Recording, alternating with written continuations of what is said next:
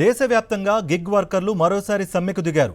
ఇంధన ధరలు పెరగడం, తక్కువ వేతనాలను నిరసిస్తూ 5 గంటల పాటు స్ట్రైక్ చేస్తున్నారు. మధ్యాహ్నం 12 గంటల నుంచి సాయంత్రం 5 గంటల వరకు విధులను బహిష్కరించనున్నారు. పెట్రోల్, డీజిల్, రీటైల్ ధరలను లీటర్కు ₹3 చొప్పున పెంచడంతో డెలివరీ వర్కర్లు, డ్రైవర్లపై ఆర్థిక భారం పడుతోంది. ఈ ధరల పెంపుతో నేరుగా 1.2 కోట్ల మంది గిగ్ వర్కర్లు ప్రభావితం కానున్నారని వారి యూనియన్ ఆందోళన వ్యక్తం చేసింది. వర్కర్ల ఆదాయాలు పడిపోతున్నాయని, సామాజిక భద్రత ఉండడం లేదని ఆందోళన వ్యక్తం చేస్తూ గతంలోనూ గిగ్ వర్కర్లు నిరసనలు చేపట్టారు.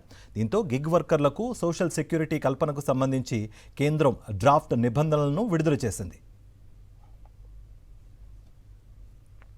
పశ్చిమాసియాలో ఉద్రిక్తతల నేపథ్యంలో చమురు ధరలు భగ్గుమంటున్నాయి. హర్మూజ్ జలసంధి మూసివేత కారణంగా క్రూడ్ రవాణాకు ఆటంకం ఏర్పడి సంక్షోభ పరిస్థితులు నెలకొన్నాయి. ఈ నేపథ్యంలో దేశంలో మరోసారి ఇంధన ధరల మోత తప్పదనే అంచనాలు వినిపిస్తున్నాయి.